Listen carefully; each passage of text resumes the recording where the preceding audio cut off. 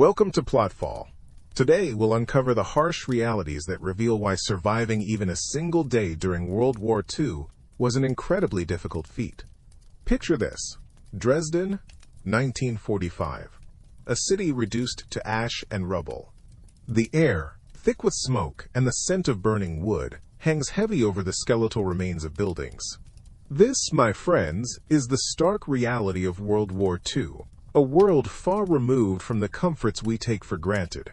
This is a world where survival wasn't about thriving, but simply enduring, and for many even that proved impossible. This isn't a tale of heroism or grand battles, but a stark look at the everyday realities that would likely overwhelm the average person transported back to that time. Consider this: you, suddenly thrust into the heart of this conflict. No specialized training, no historical context beyond what you've gleaned from textbooks and films. Just you, facing the brutal, unforgiving landscape of a world at war. Forget the romanticized notions of bravery and resilience. The records tell us a different story, one of constant fear and relentless hardship. Imagine the gnawing hunger, a constant companion as rationing strips meals down to bare necessities. The ever-present chill, as fuel becomes a luxury and proper clothing, a distant memory. One can only piece together the psychological toll of living under the constant threat of air raids. The screech of sirens, a soundtrack to a life lived on the edge. And so it was for millions. Beyond the front lines, the war seeped into every aspect of existence. Imagine navigating a world stripped bare of basic resources, where suspicion and fear were as common as the crumbling buildings that lined the streets. Could you scavenge for food? Could you identify edible plants? Discern safe water sources? These weren't abstract survival skills. They were the difference between life and death. But let's move beyond the abstract. Let's imagine Unite. A person of today, accustomed to the conveniences of the 21st century, suddenly transported to the heart of Europe in 1940. The cobblestone streets, once bustling with life, now echo with the ghostly whispers of a world at war. You stand disoriented, the air thick with the smell of coal smoke and the faint metallic tang of fear. Your phone, a lifeline in your time, is now a useless brick. The GPS that guided your every turn is silent, offering no solace in this unfamiliar landscape. Consider this: you've never known true hunger, the gnawing emptiness that drives people to desperate measures. You've never had to ration a meager loaf of bread for a week, let alone forage for scraps in bombed-out buildings. The supermarket aisles overflowing with choices are a distant memory. Here, food is currency, and you have none. Your clothes, once a statement of personal style, now mark you as an outsider. The crisp lines and vibrant colors stand in stark contrast to the drab, utilitarian garments of the era. You speak a different language, your words a confusing babble to the ears of those around you. Every interaction is fraught with peril. A misplaced word, a misunderstood gesture could lead to suspicion, interrogation, even imprisonment. The records tell us that even slight deviations from the norm were met with harsh scrutiny. And then there's the ever-present threat of violence. Not just the distant rumble of artillery fire, but the sudden eruption of chaos in the streets. The Gestapo, the SS, their presence a chilling reminder of the totalitarian regime that grips the continent. You, with your modern sensibilities and lack of understanding of the intricate social dynamics of occupied Europe, are a lamb amongst wolves. Could you navigate the complex web of allegiances and betrayals? Could you keep your head down, blend in, and survive? Could you truly blend in? Consider this: the very air you breathe would betray you. The relentless, grinding clang of machinery churning out war materials fills the city soundscape, a constant, oppressive drone. The acrid tang of coal smoke mixes with the stench of uncollected refuse, a gritty, ever-present assault on your senses. And then, there are the smells you wouldn't recognize, the peculiar chemical odors emanating from factories producing materials you've only read about in history books. Materials destined for destruction. Imagine walking down a street scarred by bombings. Buildings gape open, revealing the intimate details of lives shattered. The rumble of passing trucks shakes the very ground beneath your feet, a physical reminder of the constant movement of troops and supplies. Your eyes, accustomed to the vibrant hues of modern life, would be overwhelmed by the drab uniformity of wartime. Everywhere you look, shades of gray and brown dominate the landscape. The gray of crumbling concrete, the brown of worn uniforms, the dust that coats everything like a shroud, and the sounds. One can only piece together fragments of what it truly sounded like from the diaries of those who lived through it. The air raid sirens, a piercing wail that sends chills down your spine even decades later. The distant crump of explosions, a constant reminder of the ever-present threat of death. The shouts of soldiers, the hurried footsteps of civilians, the low hum of fear that permeates every interaction. This cacophony of war, a relentless assault on your senses, would leave you disoriented, vulnerable. The sheer volume of human misery would be overwhelming. The sight of emaciated children scavenging for scraps, the hollow-eyed stares of refugees fleeing bombed-out cities, the quiet dignity of those facing unimaginable hardship. These are not images you can easily forget. In this world of constant fear and uncertainty, even the smallest comforts you take for granted, a warm meal, a clean bed, the absence of fear, would be luxuries beyond your reach. And so it was. And so it was. The world ablaze. The previous horrors, though immense, were but a glimpse into the true scale of this global catastrophe. Consider this. The Second World War wasn't confined to the trenches of Europe or the bombed-out cities of Asia. Its tendrils reached across the globe, touching every continent, reshaping nations, and leaving an indelible mark on human history. From the frozen plains of Russia to the scorching deserts of North Africa, battles raged. The Pacific Ocean, once a serene expanse, became a graveyard of ships, the air thick with the roar of aircraft and the acrid smell of burning fuel. The sheer scope of the conflict is difficult to grasp even now. Millions mobilized, millions displaced, millions perished. Imagine trying to navigate this chaotic landscape, a lone individual adrift in a sea of suffering. You might find yourself in a bustling American factory, retooled for war production, the constant clang of machinery, a deafening reminder of the distant battles. Or perhaps you would be in a small village in occupied France, forced to live under the watchful eye of a foreign power, every day a delicate dance of survival. One can only piece together the fragments of individual stories to truly understand the immensity of this global war. The interconnectedness of the world meant that even seemingly remote corners were touched by the conflict. Resources were diverted, economies disrupted, and lives irrevocably altered. The war machine demanded everything, consuming human lives and material resources with an insatiable hunger. Could you imagine navigating a world where every resource, from food to fuel, was rationed, where every movement was scrutinized, where every conversation carried the weight of unspoken fear, where the very air you breathed was thick with the anxiety of a world at war? This wasn't just a European war, or an Asian war, or a Pacific war. It was a world war. And in a world at war, nowhere was truly safe. Nowhere was this stark reality more apparent than in the daily struggle for sustenance. Imagine waking, not to the aroma of freshly brewed coffee, or the promise of a hearty breakfast, but to the gnawing pang of hunger, a constant companion in a world gripped by war. The war machine devoured everything, leaving precious little for those caught in its gears. Consider this. Even in nations far from the front lines, food was a precious commodity, meticulously controlled and rationed. The records tell us of ration books, those small, vital documents that dictated a family's access to basic necessities.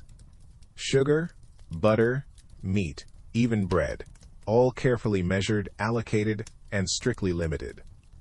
Could you imagine a world where a single pat of butter was a luxury, a piece of meat, a rare treat? This wasn't a world of overflowing supermarkets and readily available produce. This was a world of queues stretching down city blocks, of empty shelves and weary faces. A world where even the most basic ingredients were hard-won treasures. And so it was that finding food became the first great challenge of wartime survival. Foraging for scraps, cultivating small victory gardens in backyards and bomb-shattered vacant lots. These became essential skills, acts of quiet defiance in the face of overwhelming adversity. One can only piece together the stories of those who bartered precious family heirlooms for a few extra potatoes, or who walked miles to a neighboring farm in hopes of trading a service for a meager meal. The ingenuity born of desperation became a defining characteristic of the era. The constant, low-grade hunger wasn't just a physical sensation. It was a psychological weight, a constant reminder of the pervasive uncertainty and fear that permeated every aspect of life. What would you do in such a world? How far would you go to feed yourself and your loved ones? How far would you go to silence the gnawing emptiness in your belly? Imagine yourself in that world, driven by a hunger that overshadows all else. The fields, once symbols of abundance, now lie fallow or are strictly controlled. Rationing has left you with scraps, barely enough to sustain life. And so it was that the allure of foraging, of finding sustenance in the wild, became almost irresistible. But this seemingly simple act held its own dangers. The forests, once a source of refuge and bounty, were often laced with hidden perils. Not every berry is edible, and the difference between a nourishing mushroom and a deadly toadstool could be the difference between life and death. Even familiar plants, stressed by the wartime conditions, could develop toxic properties. Consider this. Without expert knowledge passed down through generations, a single mistake could be fatal. The danger extended beyond natural toxins. In the fog of war, fields and forests could become inadvertently contaminated. Chemical warfare, though largely avoided in direct attacks on civilian populations, left its insidious mark. Runoff from bombed factories and military installations poisoned water sources, and the very soil where edible plants grew. The records tell us that even seemingly untouched areas could harbor hidden dangers. Invisible threats lurking beneath the surface, ready to claim the unsuspecting forager. This desperate search for sustenance wasn't merely about satisfying physical hunger. It was about clinging to hope, to a sense of agency in a world spiraling out of control. It was about defying the odds and providing for your loved ones. But the line between survival and self-destruction was often tragically thin. What choices would you make when faced with such a desperate dilemma? What price would you be willing to pay for a single meal? What price would you be willing to pay for understanding? Imagine, you've managed to evade the immediate dangers, the bombs, the hunger. You find yourself displaced, adrift in a sea of unfamiliar faces and languages. This perhaps is a different kind of hunger. The hunger for connection, for information, for a semblance of normalcy in a world turned upside down. Segment 7. Lost in translation. The records tell us that World War II displaced millions, scattering them across continents like leaves in a storm. You, a stranger in a strange land, are surrounded by a cacophony of unfamiliar sounds. The local dialect, once a vibrant tapestry of human interaction, now becomes an impenetrable wall, isolating you further. Imagine trying to navigate a bombed-out city, desperate for shelter, but unable to ask for help. Consider this. Every interaction, every attempt at communication, becomes a potential minefield. A simple misunderstanding could have dire consequences. One can only piece together the frustration and fear that must have gripped those lost in this linguistic labyrinth. A wrong turn, guided by misinterpreted gestures, could lead you into enemy territory, or, perhaps worse, into the clutches of those who prey on the vulnerable. Even the simplest tasks, finding food, seeking medical attention, or even just asking for directions, become monumental challenges. The inability to communicate effectively transforms everyday life into a high-stakes game of charades, where the stakes are survival itself. How would you barter for necessities when you can't understand the value being offered? How would you explain your situation, plead your case, when your words are met with blank stares or, worse, suspicion? And so it was that the silence of incomprehension became another insidious enemy. It wasn't just bombs and bullets that shattered lives. It was the breakdown of communication, the inability to connect, the chilling realization that in this new world, you were utterly, terrifyingly alone.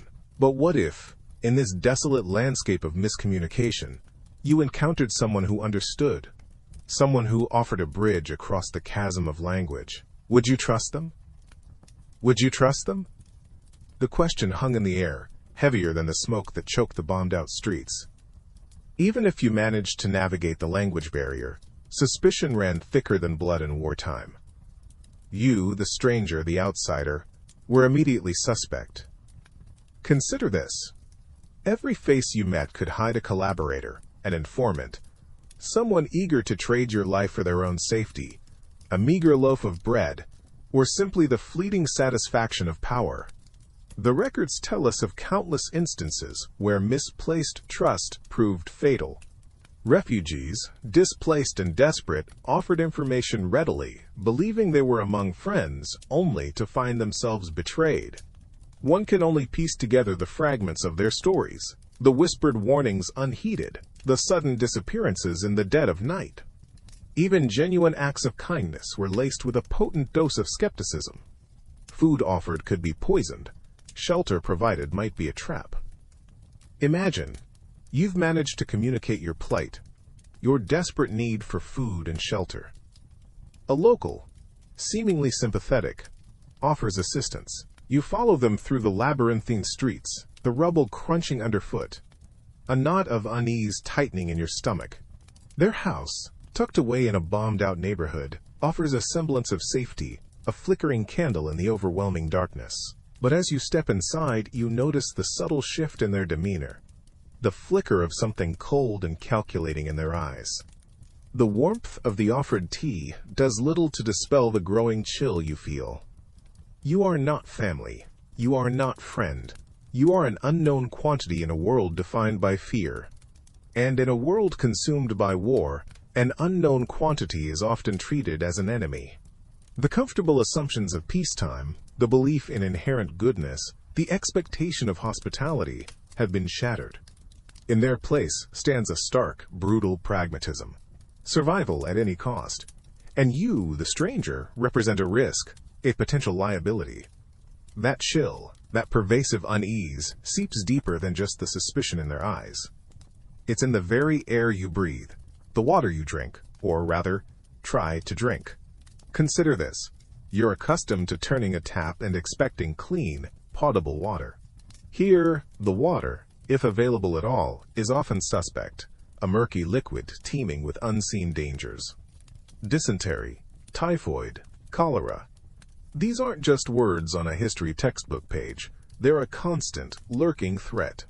And you, accustomed to basic sanitation, are woefully unprepared for this reality. The records tell us that even seemingly minor wounds could become infected, festering into life-threatening conditions. Antibiotics, your modern-day miracle cure, are either scarce or non-existent. One can only piece together the quiet desperation of those who watched helplessly as infection spread, knowing there was little they could do. Your daily routine, so ingrained, so automatic, brushing your teeth, washing your hands, becomes a luxury, a near impossibility. The simple act of staying clean, of maintaining even a basic level of hygiene, is a monumental struggle. And so it was that the war wasn't fought solely on battlefields. It was waged on the bodies of soldiers and civilians alike, a relentless assault by microscopic enemies. Imagine the constant itching from lice, the open sores, the gnawing hunger, weakening your already compromised immune system. The cumulative effect is devastating, stripping away your strength, your resilience, your very will to survive. You, accustomed to the sterile comfort of modern life, are ill-equipped to face this insidious enemy.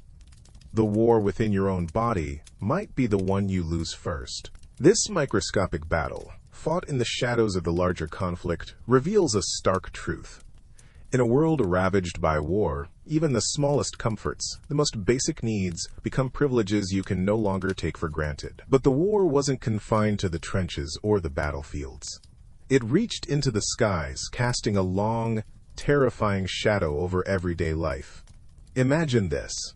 You're scavenging for scraps in the rubble of what was once a bustling marketplace. The air is thick with dust, the acrid smell of smoke still clinging to everything. A sudden, piercing shriek tears through the silence. Air raid sirens. The blood drains from your face, your heart hammers against your ribs. The chilling wail sends a wave of panic through the skeletal figures around you.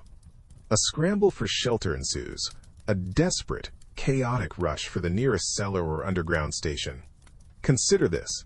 You're already weakened by hunger, disease, and exhaustion.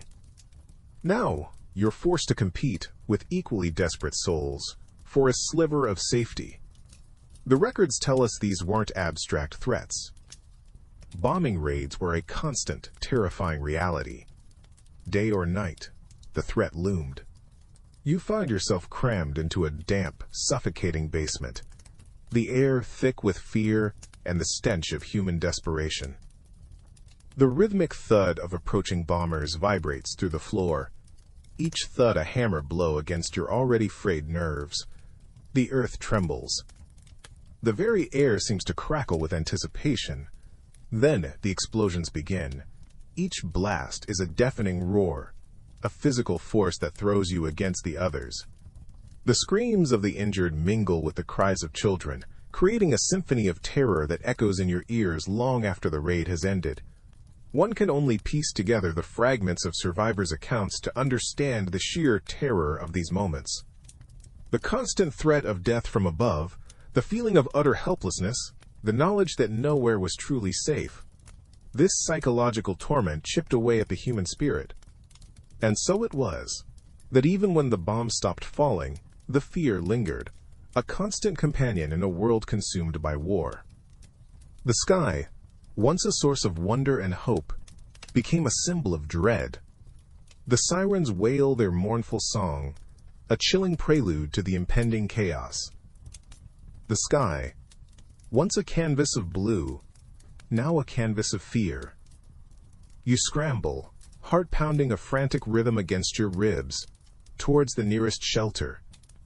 The hurried footsteps of strangers, mirroring your own desperate flight, create a symphony of panicked movement. You finally reach the entrance, a gaping maw on the earth promising a dubious sanctuary. Descending into the shelter is like entering another world. The air is thick, heavy with the smell of damp earth, sweat, and fear. The flickering candlelight casts long, dancing shadows that play tricks on your eyes, exaggerating the already claustrophobic space. Bodies press against bodies, a tangled mass of humanity seeking refuge from the storm raging above. Children cry, their small voices lost in the general din of anxious whispers and hushed prayers. You find a small patch of wall to lean against, the rough brick a cold comfort against your trembling back. The space is cramped, barely enough room to breathe, let alone move. The minutes stretch into an eternity, punctuated by the distant rumble of explosions. Each tremor sends a fresh wave of fear through the shelter, tightening the knot in your stomach. Consider this. Above you, buildings crumble, lives are shattered, and the world you knew is being torn apart. Here, underground, you are trapped in a suffocating box, surrounded by the fear and uncertainty of strangers, praying for survival. The records tell us these shelters, while offering some protection from the bombs, were far from safe havens. Often poorly ventilated, prone to flooding and susceptible to collapse, they were a constant source of anxiety. Disease spread quickly in the cramped, unsanitary conditions. The psychological strain of confinement, coupled with the constant fear of death, took a heavy toll on those huddled within. The shelter, meant to protect, became a symbol of the war's pervasive reach, a grim reminder that nowhere was truly safe. And so, you wait, trapped in this subterranean prison, listening to the symphony of terror unfolding above, and wondering if you will ever see the light of day again. The wail of the sirens becomes a constant companion, a chilling soundtrack to your existence. You learn to distinguish the different alerts, the rising and falling pitch for incoming bombers, the steady drone for a gas attack. Each sound triggers a fresh wave of terror, sending your heart racing, your breath catching in your throat. Even the silence is a source of dread, a pregnant pause before the next onslaught. One can only piece together fragments of information, whispers of distant battles, rumors of advancing armies, tales of unimaginable atrocities. The truth becomes elusive, shrouded in propaganda and fear. You cling to hope, yet every sunrise brings renewed uncertainty. The psychological impact of this constant fear is insidious. It seeps into your bones, erodes your spirit, leaving you perpetually on edge. Sleep becomes a luxury, replaced by fitful naps, punctuated by nightmares. You startle at the slightest noise. Every shadow seems menacing, every stranger a potential threat. Consider this. You're not just fighting for survival. You're fighting to maintain your sanity in a world that has lost its mind. Your ability to reason, to make clear decisions, becomes impaired. The simplest tasks feel overwhelming. The line between courage and recklessness blurs. The war doesn't just claim lives. It chips away at the very essence of what makes you human. And this constant state of heightened anxiety affects everyone around you. Families huddle together, seeking solace in shared fear. But the strain begins to show. Arguments erupt over dwindling rations. Children, too young to comprehend the horrors unfolding around them, cry incessantly. The elderly, stripped of their dignity and independence, succumb to despair. You witness the slow unraveling of the social fabric, the disintegration of community. The records tell us that even the strongest bonds are tested under such unrelenting pressure. So you wait, not just for the bombs to stop falling, but for the fear to subside, knowing deep down that even if the war ends, the scars of this psychological battle will likely remain. And that, perhaps, is the war's most enduring legacy. The quiet moments, the ones between the air raid sirens and the rumbling of distant artillery, are the most unsettling. It's in these pockets of silence that the true danger of your situation becomes clear. You are an anomaly, a ghost adrift in a world consumed by war. Your clothes, your language, your very demeanor sets you apart, marking you as an outsider. And in a world divided by razor-thin lines of loyalty and suspicion, being an outsider is a death sentence. Consider this. You round a bombed-out corner and come face-to-face with a patrol. They are weary, battle-hardened, their eyes scanning you with a mixture of caution and suspicion. They demand identification, papers you don't possess, in a language you barely understand. Your heart hammers against your ribs, a frantic drumbeat against the backdrop of the ruined city. You try to explain, to gesture, to communicate your innocence, but your words are lost in the gulf of fear and paranoia that separates you. One can only piece together the grim reality that faced individuals in such situations. These encounters aren't limited to formal patrols. A lone soldier, separated from his unit, a partisan fighter lurking in the shadows, each presents a unique and terrifying threat. They are primed to see enemies everywhere, trained to react swiftly and decisively to perceived danger. And in the chaos of war, the slightest misunderstanding, the smallest misstep, can be fatal. Your modern sensibilities, your lack of ingrained wartime instincts, leave you vulnerable. You are a sheep among wolves, utterly unprepared for the brutal realities of this world. The fear isn't just of being caught in crossfire, it's the constant, gnawing anxiety of being mistaken, of being judged and condemned before you can even utter a word in your defense. And so it was that the simple act of encountering another human being became one of the most perilous aspects of survival in World War II. The fear, as we've established, wasn't just of bombs and bullets. It was the quiet, insidious fear of the unknown. Imagine finding yourself in occupied territory. The lines on a map might mean little to you, a traveler from a different time. But to the people living under the heel of an occupying force, those lines represented the stark reality of their existence. One wrong turn, one misspoken phrase, could betray your outsider status. Consider this. You don't speak the language fluently. You don't know the local customs. You don't understand the complex web of allegiances and resistances that define everyday life. The smallest social misstep, a casual greeting offered to the wrong person, could paint a target on your back. The records tell us that occupied territories were a breeding ground for paranoia and suspicion. Collaborators mingled with resistance fighters, spies lurked in every shadow, and ordinary citizens struggled to navigate the treacherous political landscape. Every interaction was fraught with danger. Who could you trust? A seemingly friendly shopkeeper might be an informant. A helpful stranger offering directions could be leading you into a trap.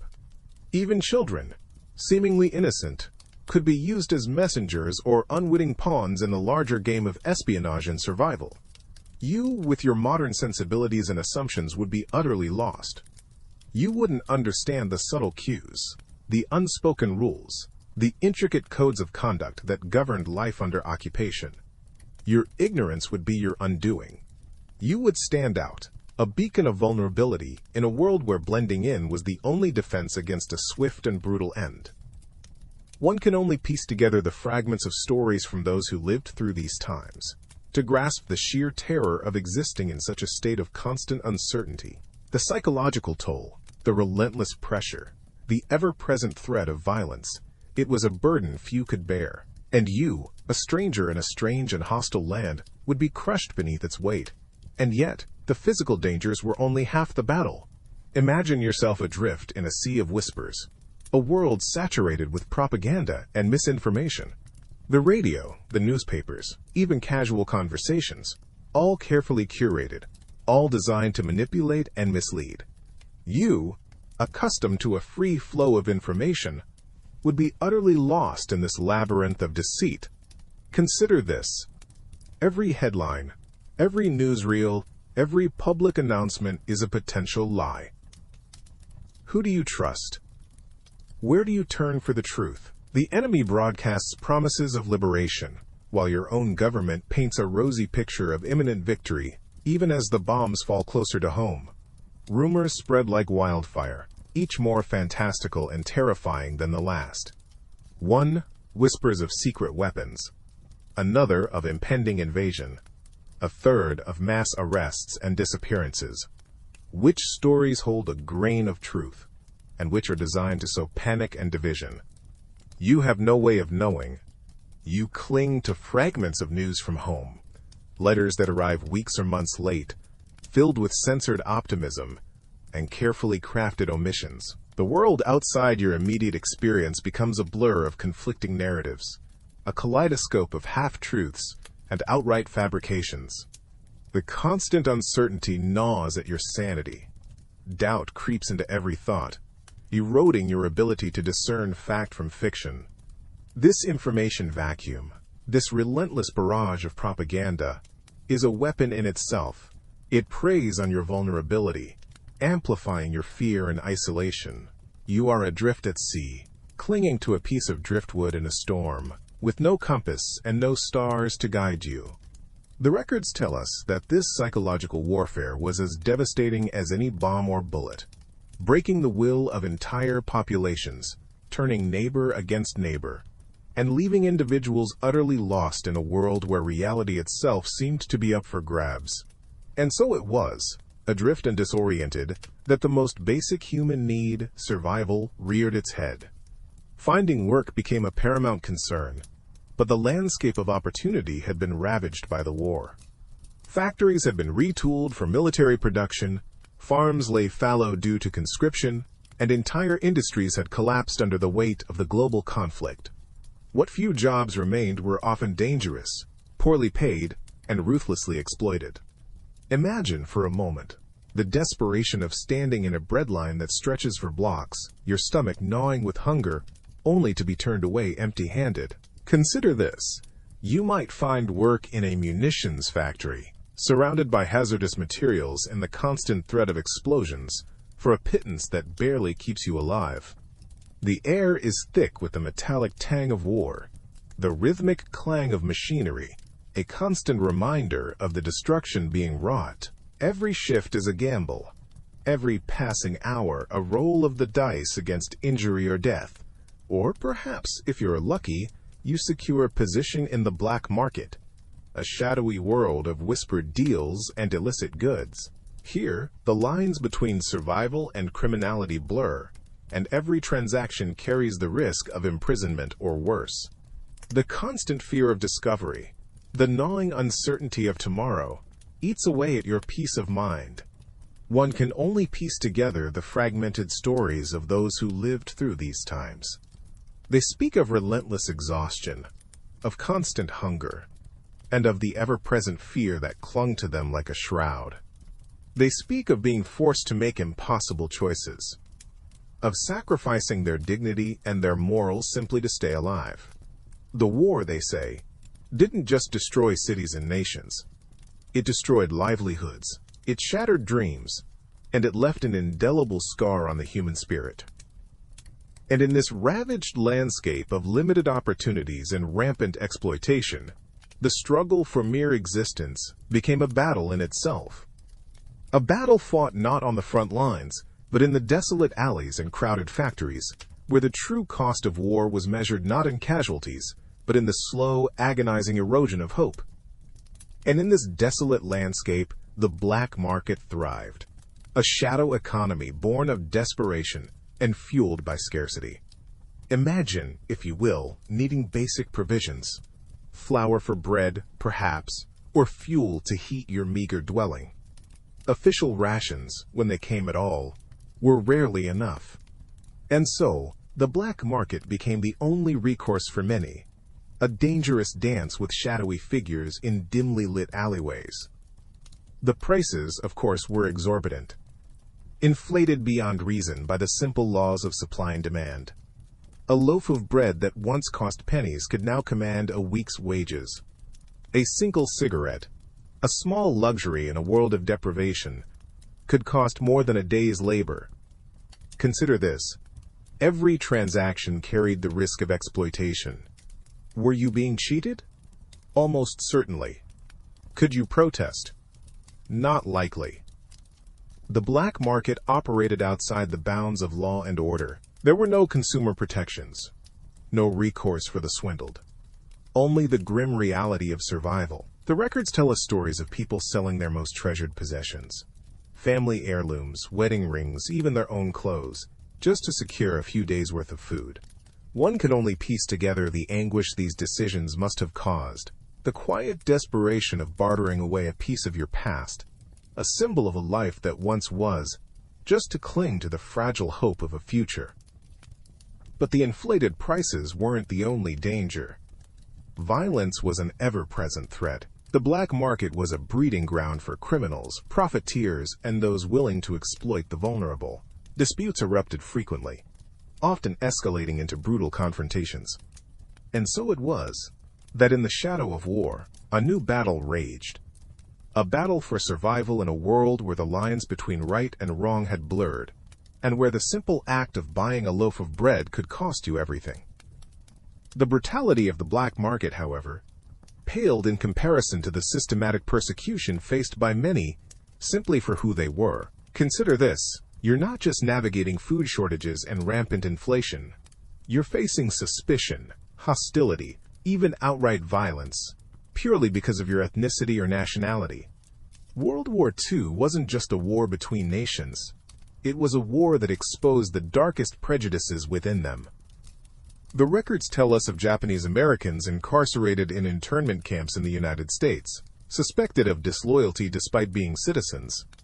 Imagine being ripped from your home, your business, your life, and confined behind barbed wire simply for your ancestry. Fear and ignorance fueled this discrimination, painting entire communities as enemies. What chance would you, separated from your family, stripped of your rights, have in such a climate? In Europe, the horrors of the Holocaust unfolded. Jewish communities, already subjected to escalating restrictions and discrimination, were rounded up and deported. The Nazi regime's meticulous records reveal the chilling efficiency of their genocide, documenting the transport of millions to concentration camps. One can only piece together the fear and desperation of those forced onto cattle cars, unaware of their final destination, Even those who managed to escape occupied territories often found themselves stateless refugees, unwanted and hunted. Imagine for a moment that your papers are deemed insufficient, your accent too thick, your name from the wrong side of the border. You're instantly an outsider, a potential enemy. Could you navigate the complex web of identity papers, curfews, and checkpoints, constantly under suspicion, constantly fearing betrayal? The war created a climate where difference was equated with danger, and where prejudice held the power of life and death. The war didn't just redraw borders on maps. It fractured families, scattered communities, and created a tide of displaced humanity. Imagine stumbling upon a column of refugees on a dusty road, their faces etched with exhaustion and fear. They are ghosts of their former lives, carrying only what they could salvage: a tattered photograph, a child's worn toy, the memory of a home they may never see again. These are the lucky ones. Others weren't able to flee. They perished in the bombings, the massacres, the slow, agonizing grip of famine. Consider this. You, stripped of everything, join this exodus. The stench of unwashed bodies and open wounds hangs heavy in the air. Dysentery and typhus, ever-present threats, stalk the weakened and vulnerable. Children cry for mothers who can no longer offer comfort. The elderly collapse by the roadside, their strength finally giving way. Where do you turn? Who do you trust? Aid organizations, stretched thin and overwhelmed, can only offer a fraction of what is desperately needed. Even the most basic necessities, food, water, shelter, are luxuries few can afford. The records tell us of entire villages emptied, populations forcibly relocated, identities erased. One can only piece together fragments of their stories from faded documents, whispered testimonies, and the silent monuments erected where communities once thrived. You, a stranger in a strange land, are just one face among thousands, indistinguishable in the vast sea of suffering. The war doesn't care about individual stories. It grinds on, indifferent to the human wreckage left in its wake. And so it was that empathy itself became a casualty of war, replaced by a numbing indifference born of relentless exposure to human misery. Could you, witnessing such pervasive suffering, retain your own humanity? Could you, witnessing such pervasive suffering, retain your own humanity? Perhaps a more pressing question is, could you even survive? The war's horrors extended beyond bombs and bullets. An invisible enemy, often more insidious than any artillery barrage, lurked in the shadows. Disease. Sanitation, a luxury of peacetime, was a distant memory. Overcrowded refugee camps, bombed-out cities, and trenches thick with mud and decay bred illnesses with terrifying speed. Typhus, dysentery, typhoid. These weren't mere inconveniences. They were death sentences. Consider this. A simple scratch, a minor cut, something you wouldn't think twice about in the modern world, could easily turn fatal. Antibiotics, readily available today, were scarce or non-existent then. A small infection could quickly escalate into septicemia, poisoning the blood and shutting down organs one by one. The records tell us of soldiers and civilians alike succumbing to infections that today would be treated with a simple course of antibiotics. Imagine the agonizing pain, the slow, creeping fever, the realization that a wound no larger than a fingernail could claim your life. And there you are, helpless, without access to even basic medical care. Field hospitals, often overwhelmed and under-resourced, could offer little more than rudimentary treatment and palliative care. The pervasive fear of infection became a constant companion. Every cough, every ache, every slight rise in temperature brought with it the chilling specter of a slow, agonizing demise. And so it was that even the smallest wounds carried the weight of a potential death sentence, a constant reminder of the fragility of life in a world consumed by war. Would you have the resilience, the sheer luck, to survive even a minor scrape in such conditions? The answer, for many, was a tragic and resounding no. But the specter of infection wasn't confined to open wounds. Consider this. Something as simple as a drink of water could become a gamble with your life. In the ravaged landscapes of World War II, clean water was often a luxury, not a right. Bombed-out water mains, polluted rivers choked with debris, and wells contaminated by decaying matter were the grim reality for many. The records tell us that dysentery, typhoid, and cholera, diseases spread by contaminated water, were rampant. Imagine the gnawing thirst, the desperation pushing you towards a stagnant pool, the only visible source of water for miles. You know the risks. You've seen the effects. The debilitating cramps, the relentless vomiting, the fever that burns through your body, leaving you weak and delirious. Yet, the primal urge to survive overrides the fear. You drink. One can only piece together the anguish of those who succumb to waterborne illnesses. Often, there were no medicines, no rehydration salts, no clean water to flush the toxins from their systems. They would simply waste away, another silent statistic in a war that claimed lives not only on the battlefields, but also in the quiet desperation of daily survival. Even if you managed to avoid injury in combat, even if you escaped the bombs, the insidious threat of contaminated water lurked everywhere. And so it was that even the most basic human need, the need for water, became a potential death sentence. Would you have known how to purify water using the limited resources available? Would you have had the discipline to resist the immediate urge to quench your thirst? To prioritize long-term survival over short-term relief? The reality is, many didn't. The shadow of World War II extended far beyond the front lines, seeping into the very fabric of everyday life. Even if you had navigated the perils of disease and dehydration, the threat of violence, both random and targeted, remained an omnipresent specter. Consider this. The war shattered societal structures, leaving a vacuum often filled by desperation and lawlessness. Military personnel, hardened by the brutal realities of combat, sometimes resorted to violence against civilians, fueled by fear, prejudice, or simply the unchecked power of their position. One can only piece together the fragmented stories of those who lived under occupation, their testimonies painting a grim picture of arbitrary arrests, interrogations, and disappearances. The occupying forces, burdened by paranoia and tasked with suppressing resistance, often viewed civilians with suspicion, leading to tragic consequences. Would you have known how to navigate such a treacherous landscape, where a wrong word or a misplaced glance could have fatal repercussions? But the threat wasn't limited to the occupying forces. The war unleashed a wave of societal upheaval, with criminal elements exploiting the chaos. Food shortages and economic collapse fueled black markets and rampant theft. Personal safety became a luxury few could afford. Imagine walking down a deserted street, the rumble of distant artillery echoing in your ears, unsure of who or what might be lurking in the shadows. Would you have possessed the street smarts and the physical strength to defend yourself? And so it was, that even in the relative safety of their own homes, civilians were not immune to the pervasive threat of violence. The records tell us of families torn apart by forced labor, of homes ransacked by desperate looters, of lives extinguished in the crossfire of partisan warfare.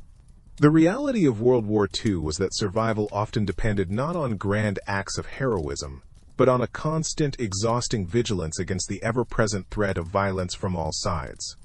This begs the question, could you have endured it? Could you have endured it? The pervasive fear wasn't confined to the battlefield or even the bomb-ravaged cities. It seeped into the mundane, the everyday rhythms of life, now warped by conflict. Consider this. The simple act of walking down the street after sunset could carry a death sentence. Curfews, rigidly enforced and often arbitrarily changed, govern the movements of civilians in occupied territories and even on the home front. Darkness became the domain of patrols, of suspicion, of whispered accusations and swift, brutal justice. Navigating these restrictions demanded a constant gnawing awareness. One slip, one forgotten regulation, one moment of carelessness, and you could find yourself facing the wrong end of a rifle. Imagine the tension, the ever-present fear of being caught in the wrong place at the wrong time. Perhaps you were delayed returning from visiting a sick relative, or simply misjudged the time while gathering scraps of firewood. The records tell us of countless individuals who met their fate not on the front lines, but on darkened streets, simply for being outside after curfew. And the consequences of breaking the law, even inadvertently, extended far beyond a simple reprimand. Detention, interrogation, and imprisonment were commonplace. For some, this meant forced labor in factories or mines, toiling under brutal conditions for the war effort. For others, it meant disappearance, a whispered name on a list, swallowed by the vast machinery of war. One can only piece together fragments of their stories, glimpses of lives extinguished not by bombs or bullets, but by the suffocating grip of totalitarian control.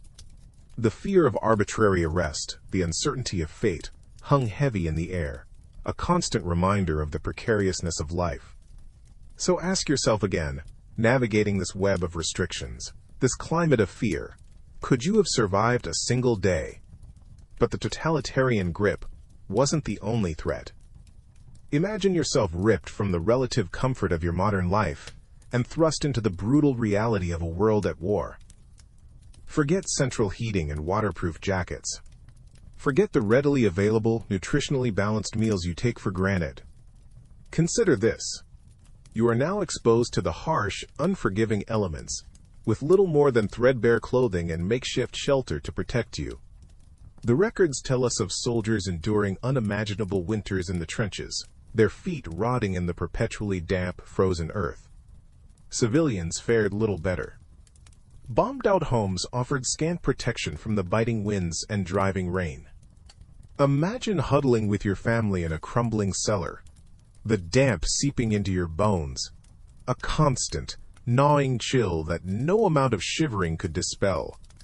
The meager rations, if any, offered little sustenance against the relentless cold. Malnutrition weakened bodies already ravaged by exposure, making them susceptible to diseases that spread like wildfire through crowded shelters and refugee camps.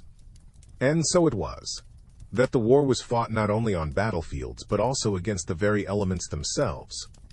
Could you endure weeks, months, even years of such relentless physical hardship? Could you watch your children, your loved ones, wither from hunger and cold, their hope extinguished with each passing day? The human spirit is resilient, yes, but even resilience has its limits. One can only piece together the fragments of diaries and letters, the whispered accounts of survivors, to grasp the true extent of the suffering. The fight for survival wasn't just against the enemy. It was a daily struggle against the relentless, unforgiving power of nature itself.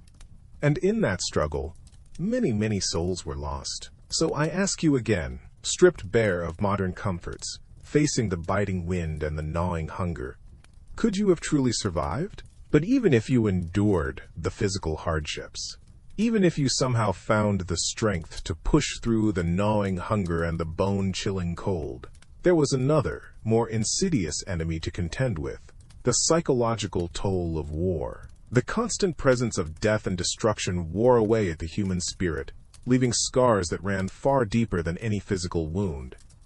Imagine, if you will, the sights that would have become commonplace. The shattered landscapes, towns reduced to rubble, the lifeless eyes staring up from the mud. The air, thick with the stench of decay, the echoes of explosions still ringing in your ears. These images, burned into your memory, would haunt your waking hours and invade your dreams. Consider this. You're huddled in a trench, the earth trembling around you. Beside you, a friend, a comrade, someone you've shared rations and fears with, is suddenly gone, ripped apart by a shell. You witness the carnage, the raw, brutal reality of war, and there's nowhere to turn, nowhere to escape. The records tell us that such experiences were not the exception, but the horrific norm. And what of the survivors? Those who lived through the bombings, the battles, the relentless fear? Many carried the weight of their experiences long after the guns fell silent. We now know this as PTSD, post-traumatic stress disorder, but then it was simply the unspoken burden of war, the nightmares, the flashbacks, the crippling anxiety, These were the invisible wounds that festered and refused to heal. So, could you have endured not only the physical deprivations but also the crushing weight of trauma? Could you have faced the horrors of war and emerged with your sanity intact? The scars of war weren't always visible. Some were etched onto the very fabric of existence, woven into the mundane necessities of life. Consider this. In the chaos of World War II, something as simple as proving who you were could become a life-or-death struggle. Could you imagine navigating a world where your identity, your very right to exist, hinged on a piece of paper? One can only piece together the frantic scramble for essential documents amidst the bombings and evacuations. Birth certificates tucked away in attics, marriage licenses hastily grabbed as families fled their homes, passports clutched like lifelines. These fragile scraps of paper, often the only proof of one's identity, became more valuable than gold. Lose them and you risked becoming a ghost, a nameless entity, lost in the bureaucratic machinery of war.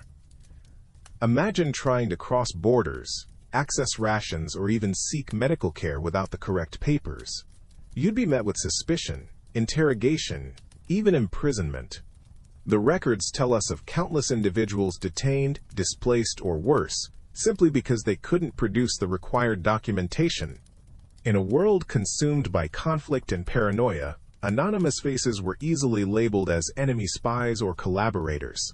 And so it was that a misplaced birth certificate, a bombed-out registry office, a stolen identity card, could unravel a life faster than any bomb blast. In this era of pervasive surveillance and strict controls, the absence of these vital documents meant more than mere inconvenience. It meant being stripped of your rights, your freedom, and potentially your future. Could you navigate this treacherous landscape of paperwork and permits, where bureaucratic hurdles could be as deadly as enemy fire? The war wasn't just fought on battlefields. It was fought in the anxious whispers of those desperately searching for a lost document, a single sheet of paper that held the key to their survival. That single sheet of paper, that identity card, represented more than just your name and address. It was a symbol of trust, or rather, the desperate need for it. Imagine living in a world saturated with suspicion, where every stranger is a potential informant, every casual conversation a risk. The pervasive paranoia wasn't simply a product of wartime propaganda. It was woven into the fabric of daily life. Consider this. Ration cards, work permits, travel documents. These weren't just bureaucratic formalities, they were lifelines. And their absence could quickly mark you as an outsider, a potential enemy, a threat. The records tell us stories of individuals caught in this web of suspicion. A misplaced travel pass leading to interrogation, a forgotten ration book resulting in imprisonment, an unfamiliar accent drawing the attention of the ever-watchful eyes of the neighborhood warden. One can only piece together the fear that gripped these individuals, the constant awareness of being watched, judged, assessed. Could you, transported to that era, maintain your composure under such scrutiny? Could you navigate social interactions with the necessary caution, always weighing your words, measuring your expressions, lest you betray some hint of dissent, some flicker of unorthodoxy that might brand you as suspect? And so it was. The war created an environment where trust had become a luxury few could afford. Neighbors reported on neighbors, colleagues on colleagues, even family members on one another. This climate of suspicion wasn't confined to enemy-occupied territories. It permeated even allied nations. The fear of infiltration, of sabotage, of hidden enemies within, cast a long shadow over everyday life. The pressure to conform, to blend in, to appear unequivocally loyal, was immense. Could you survive in a world where a careless whisper, a misplaced glance, or a moment of forgetfulness could have devastating consequences? The true battle, for many, wasn't fought on the front lines. It was fought in the quiet corners of their minds, against the ever-present specter of paranoia. The pervasive paranoia of wartime bled into every facet of existence, even the mundane act of simply getting from one place to another.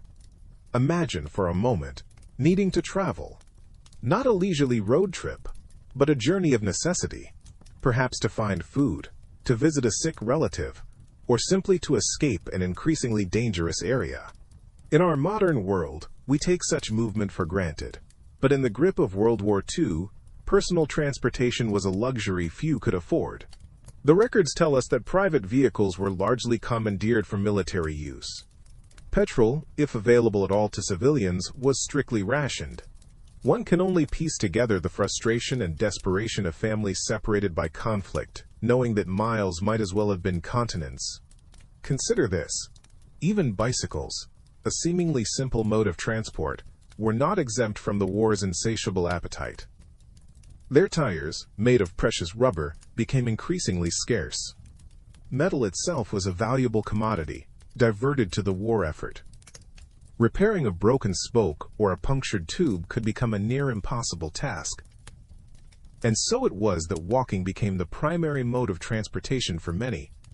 Picture yourself traversing miles, perhaps even days on foot. Not on well-maintained roads, but across bomb-cratered landscapes, through fields churned up by tank treads, along railway lines teeming with military transports. Exhaustion would be a constant companion. The journey itself, even without enemy action, would be fraught with peril. Now imagine undertaking this journey, not with the lightweight convenience of modern backpacks and hiking boots, but with whatever meager possessions you could carry. Perhaps a small suitcase, a bundle of clothes, the weight of your worries heavy on your shoulders. Could you endure such an arduous journey? Could you navigate a world where even the simplest act of movement demanded immense resilience and resourcefulness? And so it was, beyond the exhaustion, beyond the physical hardship, that the true nature of wartime travel revealed itself. Imagine, if you will, finally reaching the outskirts of a town, the faint promise of respite flickering in the distance. But between you and that potential sanctuary lies a challenge that defines the era. The military checkpoint. These weren't the cursory checks of modern travel.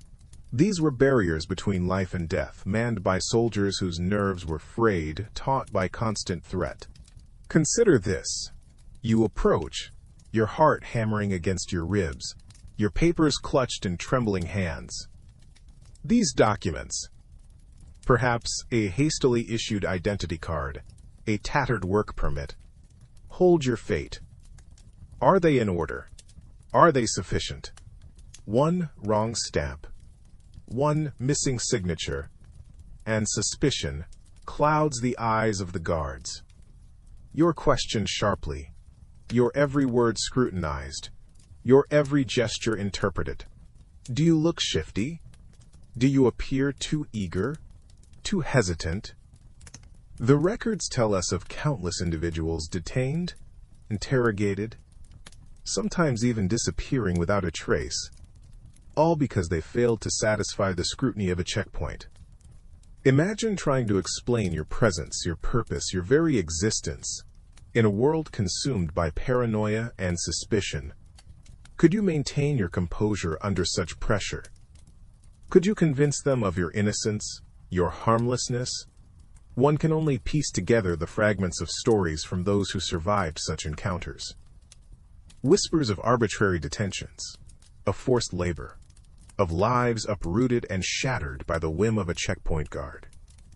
The simple act of moving from one place to another became a gamble, a test of nerves in a world where suspicion was the default and trust a rare commodity.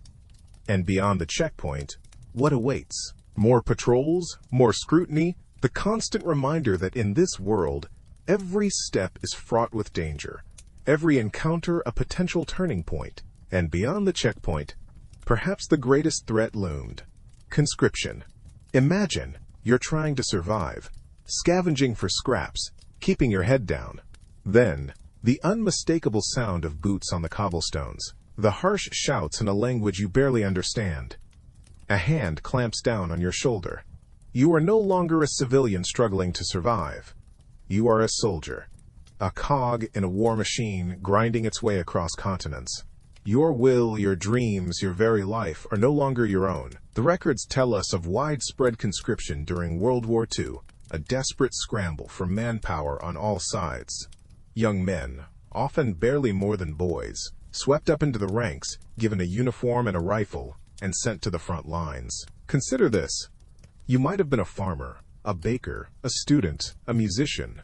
None of that mattered. The war machine demanded bodies, and you were simply the next available resource. One can only imagine the terror, the utter helplessness of being forced into a conflict you didn't choose, fighting for a cause you may not even believe in, torn from your family, your home, everything you hold dear, thrust into a world of violence and death. Your training would likely be minimal, your equipment inadequate. You would be a pawn in a deadly game played by generals and politicians.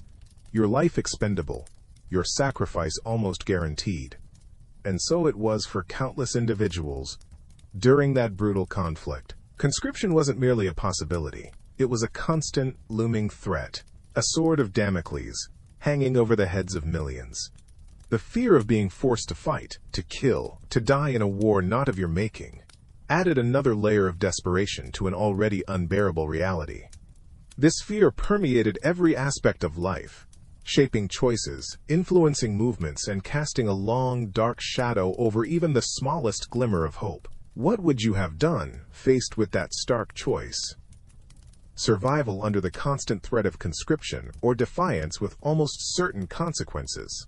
But the shadow of conscription paled in comparison to the horrors faced by those deemed undesirable by the Nazi regime. Consider this. You are stripped of your identity, your name replaced by a number tattooed on your forearm. The records tell us this was the reality for millions imprisoned within the concentration camp system. This wasn't simply imprisonment. It was systematic dehumanization, a calculated descent into hell.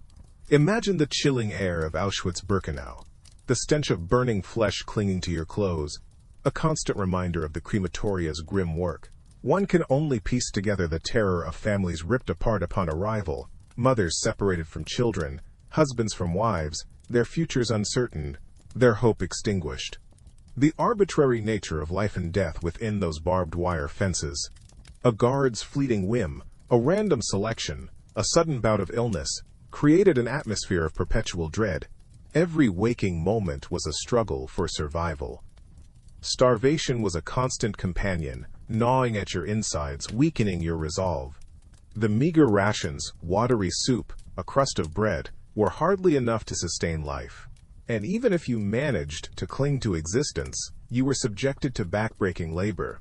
Toiling under the watchful eyes of SS guards, their whips a constant threat. One can only imagine the psychological toll of such unrelenting cruelty. The horrors of the medical experiments conducted in these camps defy comprehension.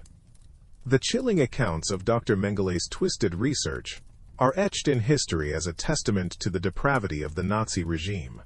These were not acts of medicine, they were acts of torture, masked by a veneer of scientific inquiry. The victims, reduced to mere specimens, endured unspeakable pain, their cries echoing unanswered in the cold, sterile rooms. And so it was, in these camps, that the very essence of humanity was systematically extinguished, leaving behind only the ashes of memory and the enduring stain of unimaginable cruelty. What hope could exist in such a place, where life itself was reduced to a fleeting whisper in the face of such overwhelming despair? What hope, indeed? But despair, while pervasive, wasn't uniform. The horrors of the concentration camps represent one extreme of the Second World War, an abyss of human cruelty. But the war spanned the globe, a vast and multifaceted conflict with varying degrees of intensity across different fronts. Understanding this is crucial to grasping the sheer scale of the suffering, the sheer variety of ways in which survival was challenged. Consider this. Your experience of the war would have been drastically different depending on where you found yourself. On the Eastern Front, the conflict between Nazi Germany and the Soviet Union was a brutal, grinding war of attrition. Millions perished, not just from combat, but from starvation, disease, and exposure to the harsh Russian winters. Imagine the gnawing hunger, the constant fear of artillery barrages that turned the frozen earth into a muddy, corpse-strewn battlefield. One can only piece together the fragmented narratives of those who endured this front, stories etched in frostbite and fueled by desperation. Contrast this with the experience on the Western Front, where, while intense fighting certainly occurred, particularly following the D-Day landings, the sheer scale of human loss was, tragically, less. This wasn't a matter of lesser brutality, but a difference in strategic approach, in the duration of the conflict on that particular front, and the availability of resources. The devastation wrought on cities like London during the Blitz was undeniable, the fear palpable, but the nature of the threat was different, the daily struggle for survival taking on a different form. The Pacific Theater presented another distinct set of challenges. Island-hopping campaigns, jungle warfare, and the ever-present threat of tropical diseases created a unique and harrowing environment. The records tell us of intense, close-quarters combat, of soldiers fighting not just the enemy but also the unforgiving terrain and climate.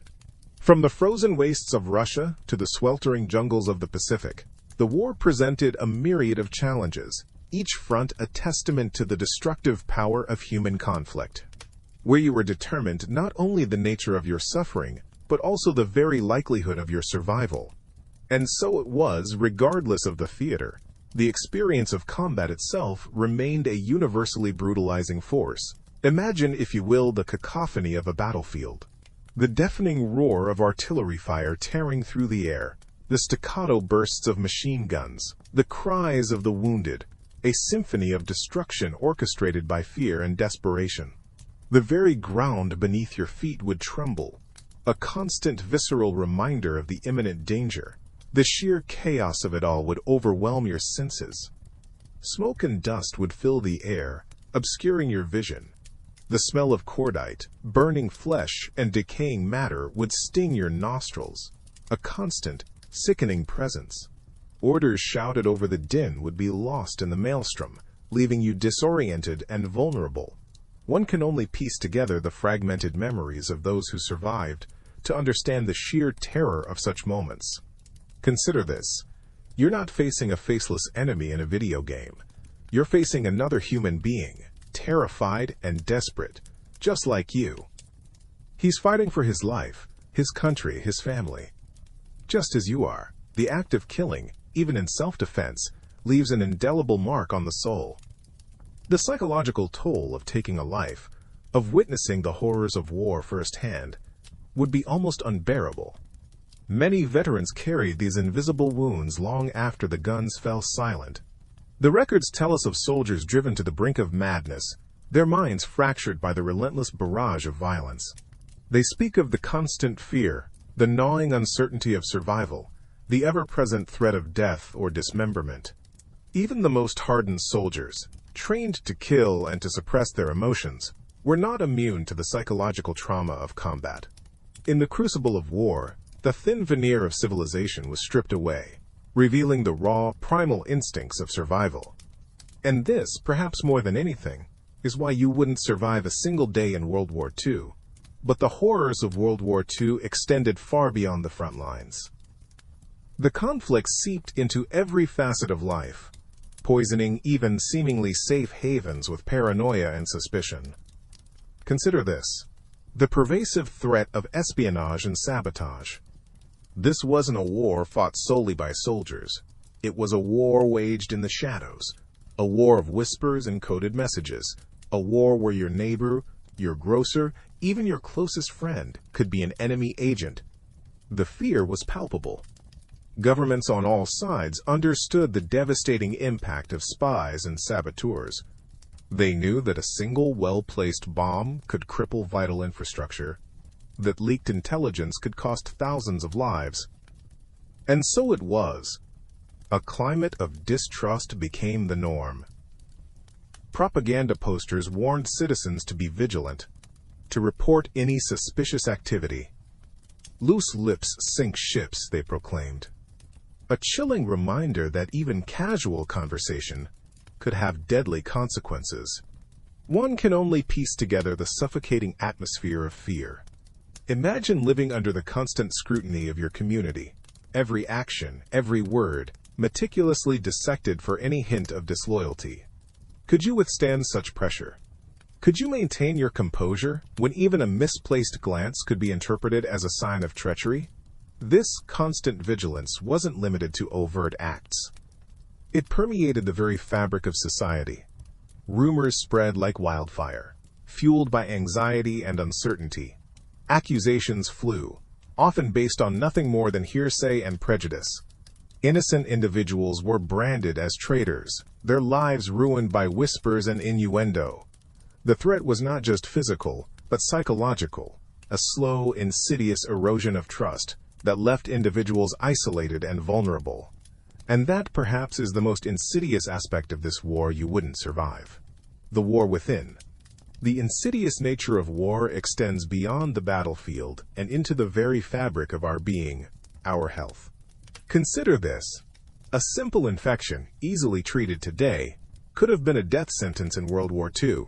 The antibiotics we take for granted, the sterile surgical techniques, the readily available pain relief, all absent from the grim reality of that era. One can only piece together the sheer terror of facing a wound, knowing that even a small cut could quickly escalate into a life-threatening infection. The records tell us that sulfa drugs, a relatively new class of antibiotics at the time, were a lifeline, though their effectiveness was limited compared to modern medicine. Imagine the battlefield, littered not just with fallen soldiers, but with those suffering from gangrene and other horrific infections. Amputations, often performed without adequate anesthesia, were commonplace, a desperate attempt to halt the spread of infection. The sheer agony experienced by these individuals is almost unimaginable to us in the 21st century. And so it was that a soldier could survive the bullets and bombs, only to succumb to an unseen enemy, infection. Even beyond the battlefield, the lack of access to modern medical technology shaped daily life during wartime. Childhood diseases that are easily preventable today claimed countless lives. Something as simple as appendicitis, a routine surgery now, was a serious threat. The absence of advanced imaging techniques, like X-rays and ultrasounds readily available in modern hospitals, meant diagnoses were often delayed or inaccurate. Treatment options were limited, and the chances of survival, even for relatively common ailments, were significantly lower. This constant threat of illness and injury, lurking beneath the surface of everyday life, added another layer of fear and uncertainty to an already terrifying reality. Could you, with your reliance on modern medical marvels, face such a precarious existence? That precarious existence extended beyond physical ailments. Imagine a world devoid of the instant communication we take for granted. No quick phone calls to loved ones, no emails to check in, no social media to connect with the world outside your immediate surroundings. In the throes of World War II, communication was a fragile thread, easily severed. Consider this. Your family is scattered, some fighting overseas, others displaced by bombing raids. You cling to the hope of a letter, a flimsy piece of paper traversing perilous routes, offering a fleeting glimpse into their lives, weeks or even months after it was written. The radio, if you were fortunate enough to own one, became a lifeline to the outside world, broadcasting news bulletins filled with propaganda and censored information. Static crackled, voices faded, and the news, often delivered days after the events, painted a fragmented and uncertain picture of the war's progress.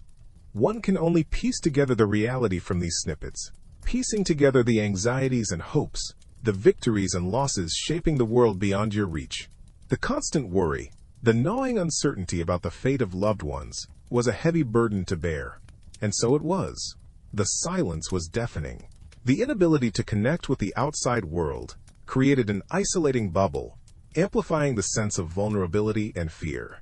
Each day brought the possibility of devastating news delivered with agonizing slowness, or worse, no news at all, leaving families suspended in a limbo of dread. This lack of reliable communication, coupled with the ever-present dangers of war, fostered a sense of helplessness, a feeling of being adrift in a chaotic world with no anchor to hold on to. Could you endure such isolation, such an agonizing disconnect from those you hold dear? Could you bear the weight of silence in a world consumed by war? The silence within those isolated pockets of wartime existence was often punctuated by the deafening roar of destruction. The war didn't just target soldiers, it devoured the very fabric of society. Cities, once vibrant hubs of commerce and culture, were reduced to skeletal remains, scarred by relentless bombing raids. And so it was that the familiar landscapes of home transformed into alien territories, unrecognizable and hostile.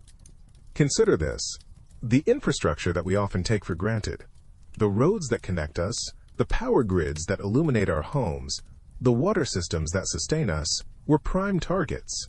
These lifelines, essential for the functioning of any society, were systematically disrupted, leaving entire populations stranded and vulnerable. One can only piece together the sheer scale of this devastation by studying the photographs from that era. Images of twisted metal and rubble stretching as far as the eye can see. This physical destruction had a crippling effect on the economy. Industries ground to a halt, supply chains crumbled, and resources were diverted entirely to the war effort. Everyday items, once readily available, became scarce luxuries. Food rationing, a common wartime measure, meant meager portions and constant hunger. Imagine a world where a simple loaf of bread is a treasured possession, where basic necessities are a constant struggle to acquire. The records tell us of widespread unemployment as businesses closed and opportunities vanished. People who had once held respectable positions found themselves scrambling for any means of survival, forced into backbreaking labor or dangerous black market dealings. The economic hardship wasn't just a statistic, it was a daily reality, a gnawing anxiety that permeated every aspect of life. The war, in its insatiable hunger, consumed not only lives but livelihoods, leaving behind a trail of economic ruin that would take decades to repair. Could you navigate such a shattered world, stripped bare of the systems and structures you rely upon? Could you endure the slow, grinding erosion of stability and hope? The war's insatiable hunger devoured more than just livelihoods. It poisoned the very earth beneath your feet. Consider this: even if you managed to evade the immediate dangers of combat, a more insidious threat lurked, often unseen, in the landscape scarred by conflict. The war's legacy was one of contamination, a toxic inheritance passed down through generations. Exposure to hazardous materials was a constant, pervasive danger. Ammunition factories, churning out the tools of destruction, spewed noxious fumes into the air, poisoning workers and nearby communities. The records tell us of widespread cases of respiratory illnesses and chemical burns, often left untreated due to overwhelmed medical systems. The very ground itself became tainted. Battlefields, saturated with the residue of explosives and chemical weapons, remained perilous long after the fighting ceased. Unexploded ordnance, a sinister byproduct of the relentless bombardments, lay hidden beneath the surface, waiting to claim unsuspecting victims. Imagine walking through a seemingly peaceful field only to have your life extinguished by a forgotten landmine. Children, drawn to the intriguing shapes of discarded shells, often became victims of these silent killers. The war didn't end with the armistice. Its deadly remnants lingered, a constant reminder of the conflict's devastating reach. One can only piece together the fragmented stories of those who survived the initial onslaught, only to succumb later to the insidious effects of these hidden dangers. Could you navigate a landscape littered with these invisible threats, where every step could be your last? Could you discern the safe path from the deadly one, when the very ground beneath you held the potential for destruction? The war's insidious legacy extended far beyond the battlefield, reaching into the homes and lives of those who thought they had found refuge. The war's insidious legacy, as we've seen, extended far beyond the battlefield. But even beyond the hidden dangers of unexploded ordnance, the simplest acts of self-preservation became Herculean tasks. Consider this: the very notion of personal hygiene, something we take for granted today, was a luxury often unattainable during World War II. The records tell us that for soldiers on the front lines, weeks, sometimes months, would pass without the chance for a proper wash. Imagine the relentless itching, the festering sores, the constant discomfort of grime clinging to every inch of your skin. Now imagine that discomfort amplified tenfold in the sweltering humidity of the Pacific Theater, or the biting cold of the Eastern Front. Simple cuts and scrapes, commonplace in the chaos of war, quickly became infected in the absence of basic sanitation. Dysentery and typhoid fever, spread by contaminated water and unsanitary conditions, ravaged entire units. These weren't glorious battlefield injuries. They were the slow, agonizing consequences of a war fought in the dirt and the grime. And what of those on the home front? Rationing extended to soap and other cleaning supplies. Water, often contaminated due to bombing raids or damaged infrastructure, became a precious commodity. Maintaining even a basic level of cleanliness became a daily struggle. Could you bear the constant presence of dirt and the fear of infection, knowing that a simple scratch could become a life-threatening wound? And so it was. The struggle for survival in World War II wasn't always fought with bullets and bombs. Sometimes, it was a quiet, desperate battle against the ever-present threat of disease and decay. A battle fought with limited resources and dwindling hope. The ability to stay clean, to maintain a semblance of hygiene, wasn't just a matter of comfort. It was a matter of life and death. Could you endure such conditions, knowing that every sunrise brought a new challenge to your very survival? The relentless anxieties of World War II extended far beyond the battlefield. Imagine, for a moment, the constant search for safe and secure housing. Could you have endured it? The records tell us of cities bombed to rubble, leaving families displaced, scrambling for shelter amidst the ruins. Homes, once sanctuaries, became targets. Consider this. You've lost everything. Your house, your neighborhood, reduced to dust and debris. Where do you turn? Perhaps you find refuge in a crowded basement, sharing the cramped space with strangers, the air thick with fear and uncertainty. Privacy is a luxury you can no longer afford. Every sound from the outside world, every distant rumble, sends shivers down your spine. Or perhaps you're one of the lucky ones, finding shelter with distant relatives in the countryside, away from the immediate dangers of the front lines. But even there, safety is an illusion. Resources are scarce, food is rationed. You sleep with one ear open, listening for the ominous drone of approaching aircraft. The constant fear gnaws at you, a relentless companion. One can only piece together the fragmented stories of those who lived through such times. Even if your home remained physically intact, the war's tendrils reached inward, disrupting every aspect of life.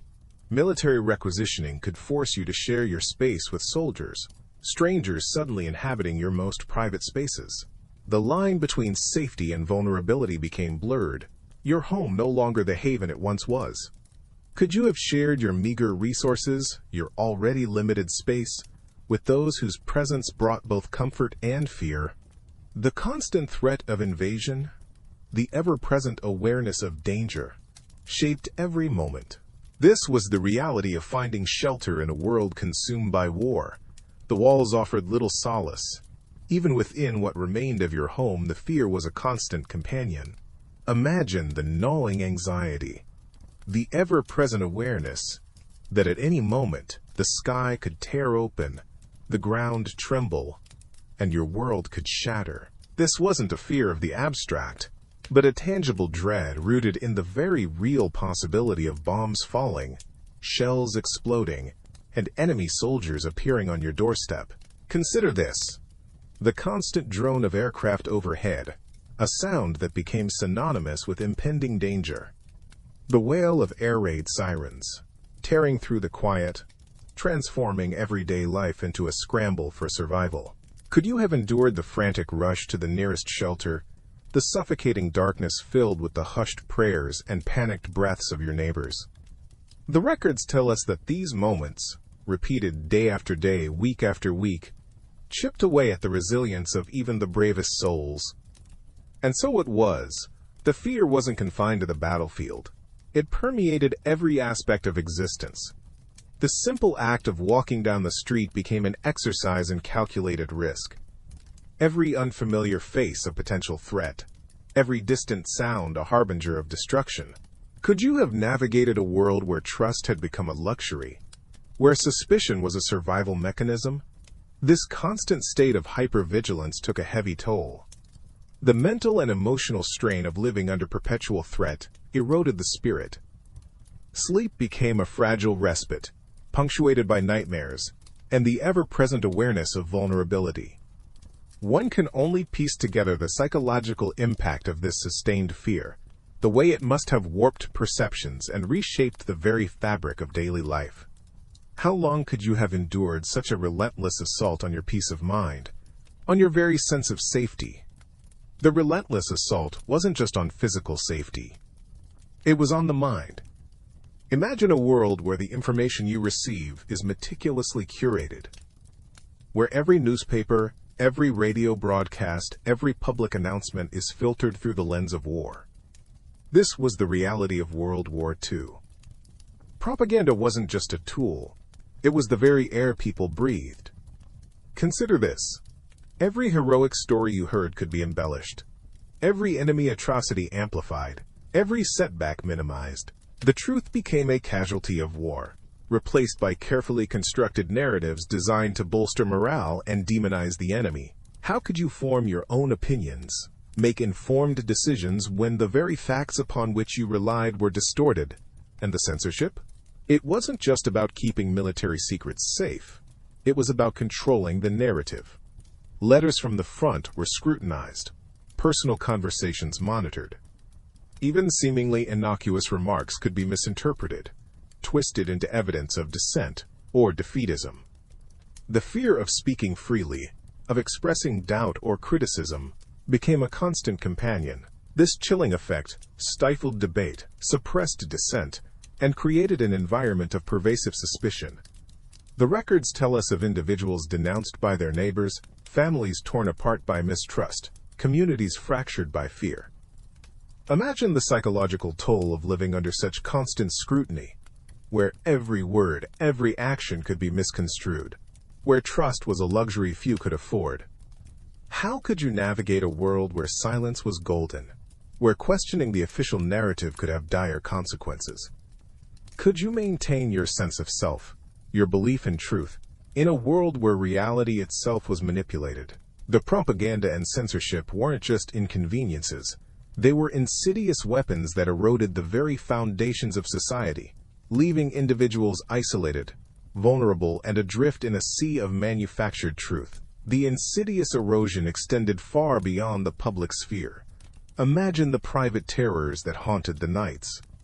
The constant fear for loved ones fighting on distant fronts. The gnawing uncertainty of their fate.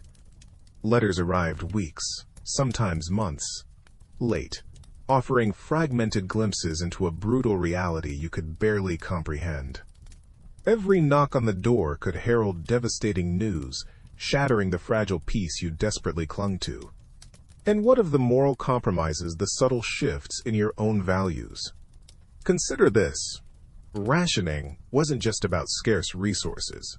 It was about making daily choices that pitted your own needs against the needs of your community, your country. Every slice of bread, every lump of coal, became a moral dilemma. Could you maintain your integrity in a world where survival often meant bending the rules, where the black market whispered promises of comfort at the cost of your conscience? The records tell us of widespread psychological distress, of soaring rates of anxiety and depression. Sleepless nights were punctuated by air raid sirens, the chilling wail a constant reminder of imminent danger. Even in moments of relative calm, the psychological scars remained. The ever-present threat, the constant vigilance, took a heavy toll. Imagine the cumulative effect of years lived under this strain. How would you maintain your mental and emotional well-being in a world where every sunrise brought a fresh wave of fear and uncertainty? One can only piece together the fragments of individual stories, the whispers of trauma passed down through generations, to grasp the profound psychological impact of living through such a tumultuous period. The war didn't just claim lives on the battlefield. It waged a silent war on the minds and spirits of those who lived through it, leaving an invisible legacy of suffering. The war's impact extended far beyond the front lines, reaching deep into the homes and bellies of those far removed from the fighting. Segment 44. The Gnawing Emptiness.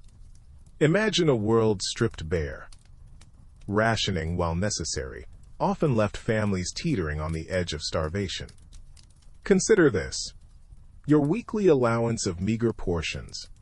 A few ounces of meat, a handful of potatoes, perhaps a sliver of cheese if you are lucky. Barely enough to sustain life, let alone provide energy for the back-breaking labor demanded by wartime economies. The records tell us of widespread malnutrition, particularly amongst children, their growth stunted, their futures uncertain. The constant gnawing hunger wasn't merely a physical discomfort, it was a psychological torment. Imagine the desperation of parents watching their children wither, unable to provide the nourishment they so desperately needed. The black markets offered a glimmer of hope, but at a steep price. Trading precious family heirlooms for a loaf of bread or a pound of sugar became a heartbreaking reality for many. And even then, the risk of counterfeit goods or contaminated food was ever present. One can only piece together the fragments of stories from those who experienced this pervasive hunger. Stories of foraging for wild plants, of scavenging for discarded scraps, of the constant preoccupation with finding the next meal. This relentless struggle for sustenance left little room for anything else. Education suffered, communities fractured, and the very fabric of society began to unravel. How would you fare in such a world, where every waking moment was consumed by the primal need to survive, where the simple act of eating became a desperate gamble? And so it was. For millions caught in the grip of World War II, the struggle for survival began not on the battlefield, but at the empty table. And yet, even amidst this desperate struggle for physical survival, another, more insidious battle raged within. The war didn't just starve bodies, it starved souls. Consider this. You've managed to find some scraps of food, enough, perhaps, for yourself and your child.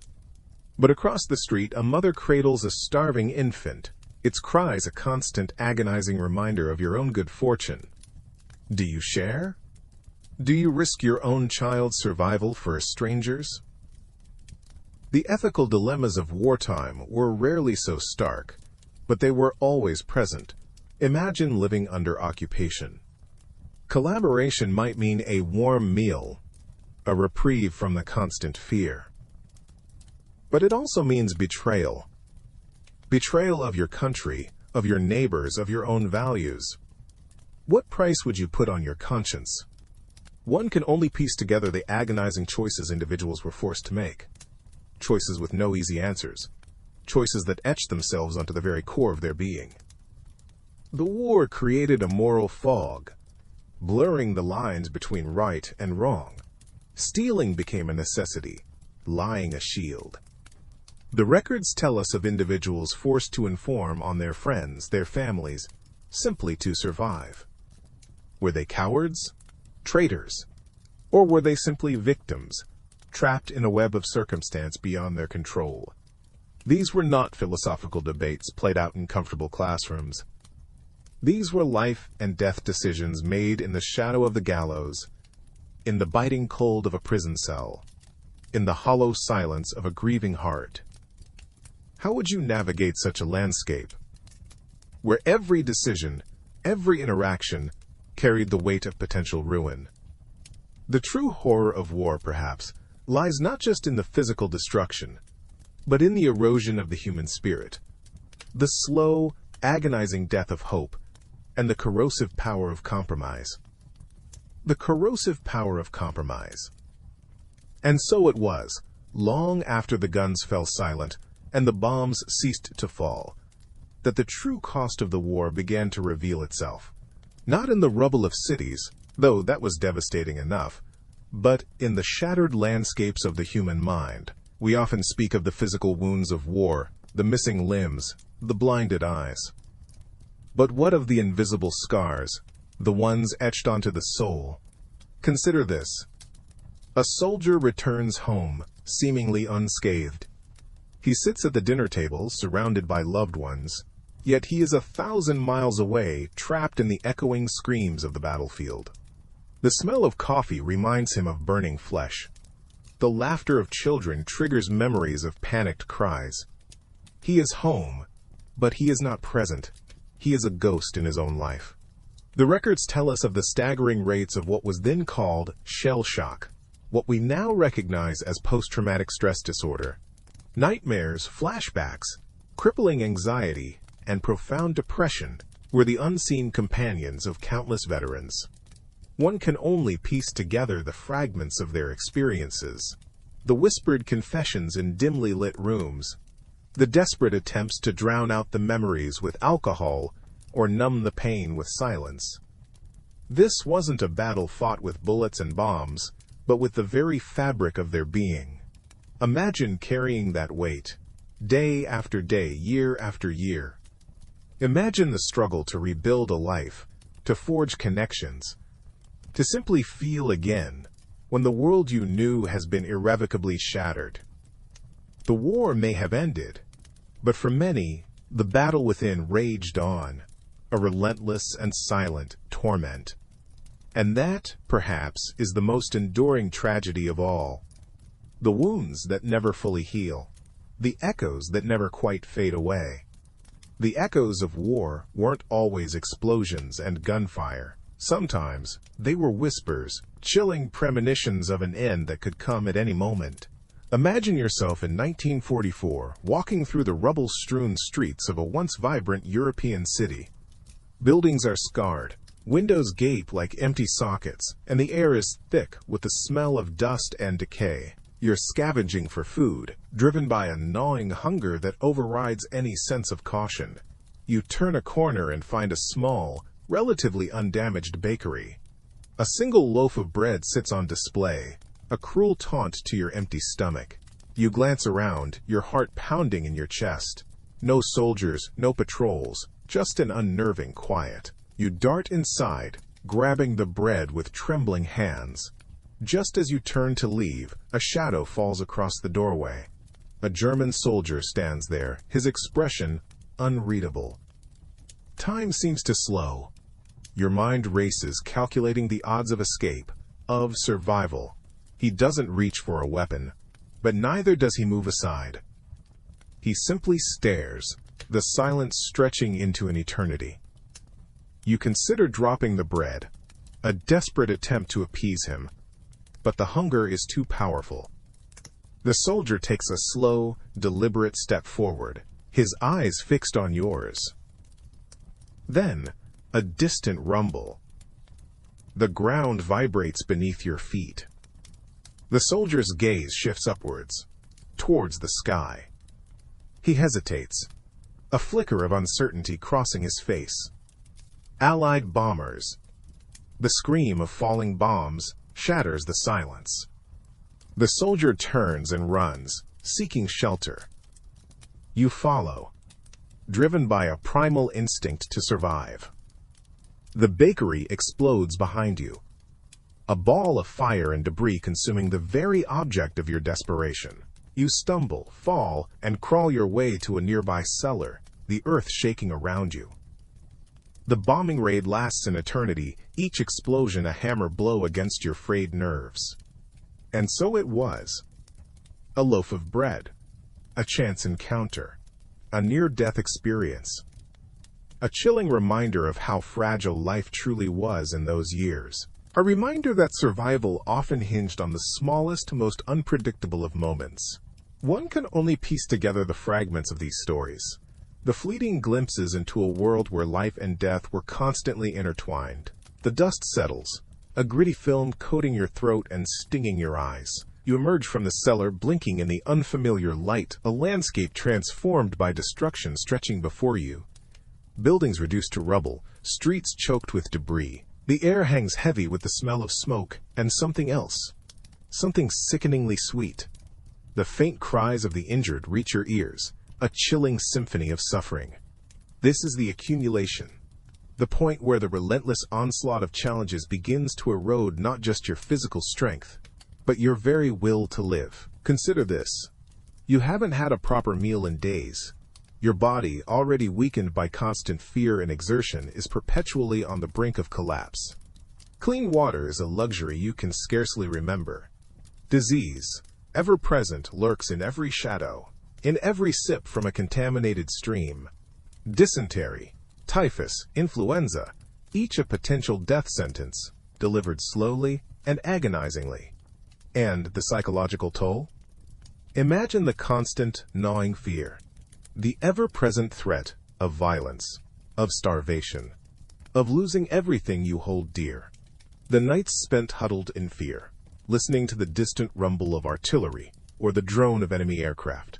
The days filled with uncertainty, never knowing if you'll see the next sunrise.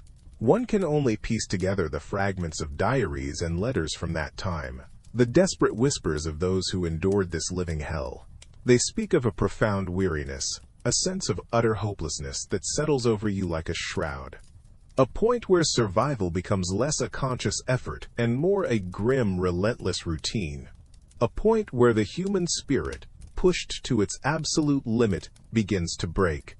The records tell us that it wasn't the bombs or the bullets that claimed the most lives, but this slow, insidious erosion of hope. The accumulation, the breaking point. This is why you wouldn't survive a single day in World War II. But what of those who did survive? How did they navigate this landscape of despair, this relentless assault on the human spirit, and emerge, scarred but not broken, on the other side? Consider this. Their resilience wasn't some inherent superhuman trait. It wasn't woven into their DNA or bestowed upon them by fate. It was something forged in the crucible of unimaginable hardship. It was a resilience born of necessity, of a stubborn refusal to surrender to the darkness. One can only piece together fragments of their experience, glimpses into the depths of their suffering. They speak of small acts of kindness, shared moments of fleeting joy amidst the overwhelming gloom, a stolen piece of bread shared between starving comrades, a whispered joke in the face of imminent danger, a song sung softly in the darkness, a defiant act against the silence of despair. These seemingly insignificant moments, these tiny sparks of humanity, became beacons of hope in a world consumed by war. They clung to these fragments, these slivers of light, with a ferocity we can scarcely comprehend. They found strength in community, in shared suffering, in the unwavering belief that somehow, someday, the darkness would lift. And so it was. Through sheer force of will, they endured. They found ways to compartmentalize the horrors, to focus on the immediate task at hand, to simply put one foot in front of the other and keep moving forward. Their stories are not tales of glorious heroism but of quiet courage, a testament to the indomitable spirit of humanity, capable of enduring even the darkest of nights. Their survival stands as a stark contrast to our hypothetical failure, a humbling reminder of the strength we may not know we possess until tested. It begs the question, what reserves of resilience lie dormant within us, waiting to be awakened? So, we've laid bare our hypothetical failings in the face of World War II. We've imagined ourselves thrust into the heart of the conflict, and acknowledged the likelihood of our swift demise. But the exercise wasn't meant to be self-deprecating. It was meant to illuminate the extraordinary resilience of those who did not survive. Consider this. We focused on the physical hardships, the hunger, the cold, the constant threat of violence. But what about the mental and emotional toll? The records tell us of individuals separated from loved ones, living with the constant uncertainty of tomorrow, witnessing unimaginable brutality. Imagine for a moment the sheer weight of that psychological burden. The gnawing fear, the persistent anxiety, the ever-present grief. Could we, accustomed to relative comfort and security, truly fathom such an existence? Could we compartmentalize the trauma? Find the strength to carry on amidst such despair? One can only piece together the fragments of their lives, the diaries, the letters, the whispered testimonies, to glimpse the true magnitude of their endurance. They were not superheroes. They were ordinary people placed in extraordinary circumstances. Teachers, shopkeepers, farmers, factory workers, forced to confront a world turned upside down. And yet, they persevered. They found solace in small acts of kindness, in shared moments of laughter, in the unwavering hope for a better future. They clung to their humanity in the face of dehumanizing horrors. Their stories are not just about survival, they're about the enduring power of the human spirit. They remind us that even in the darkest of times, even when hope seems lost, there is a strength within us, a capacity for resilience that we often underestimate. It's a strength forged not in comfort, but in the crucible of unimaginable hardship. A strength that allowed them to face each dawn, not with despair, but with a quiet determination to simply keep living. And so it was that they endured. And so it was that they endured. But the war, even after the guns fell silent, continued its relentless march, etching itself not just onto the landscape, but deep into the human psyche. The physical scars were undeniable. Cities reduced to rubble, landscapes pockmarked by bomb craters, a stark testament to the destructive power unleashed. These were wounds that would take decades to heal, a constant reminder of the devastation wrought. But even as bricks were laid upon bricks, rebuilding shattered lives, the invisible wounds festered. Consider this. The generation that lived through World War II carried an unseen burden. The trauma of constant fear, the agonizing loss of loved ones, the horrors witnessed. These experiences didn't simply vanish with the signing of peace treaties. They lingered in the quiet moments, in the sleepless nights, in the haunted eyes of those who had seen too much. Post-traumatic stress disorder, though not yet fully understood at the time, cast a long shadow over countless lives. The world hailed the returning soldiers as heroes, yet many struggled to find their place in a society that couldn't comprehend the depths of their experiences. The records tell us of the economic devastation, the political realignments, the birth of new nations from the ashes of the old. But the true legacy of World War II is far more nuanced. It's in the quiet resilience of those who rebuilt their lives, brick by painstaking brick.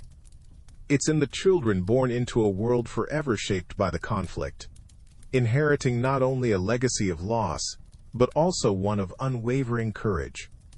It's in the subtle shifts in societal values, the heightened awareness of the fragility of peace, and the enduring commitment to preventing such horrors from ever happening again. The war left an indelible mark, a reminder of the depths of human cruelty and, paradoxically, the extraordinary capacity for resilience, hope, and ultimately, rebuilding. One can only piece together the fragmented memories, the whispered stories, to understand the true cost of war. A cost measured not just in lives lost, but in the enduring legacy of a world forever changed. One can only piece together the fragmented memories, the whispered stories, to truly grasp the sheer scale of suffering endured. Imagine, for a moment, the constant, gnawing fear, the ever-present threat of violence, of losing everything you hold dear, the chilling wail of air raid sirens, the earth-shattering explosions, the scenes of devastation that became commonplace. This wasn't a world of curated news feeds or sanitized reports. It was a world where survival was a daily struggle, where death lurked around every corner. Consider this. The gnawing hunger that became a constant companion, the rationing of basic necessities, the desperate measures people took just to survive, the separation of families, the constant worry for loved ones fighting far away, the letters that arrived weeks or months late, bearing news that was often heartbreaking, the sheer exhaustion, both physical and emotional, that permeated every aspect of life. And so it was, for years. Years of living under the shadow of war, years of unimaginable hardship and loss. We, in our comfortable present, can only glimpse fragments of that reality. We can read accounts, watch documentaries, visit museums, but we can never truly comprehend the full weight of their experience. The war, in its devastating totality, touched every facet of life, leaving scars both visible and unseen, scars that lingered for generations. This, then, is the crucial message we must carry forward. The Second World War wasn't just a historical event. It was a profound human tragedy. A stark reminder of the horrors that can unfold when hatred and intolerance take hold. A testament to the resilience of the human spirit, yes, but also a cautionary tale. A story we must never forget. A story that compels us to cherish peace, to fight for understanding, and to work tirelessly to ensure that such darkness never descends upon the world again.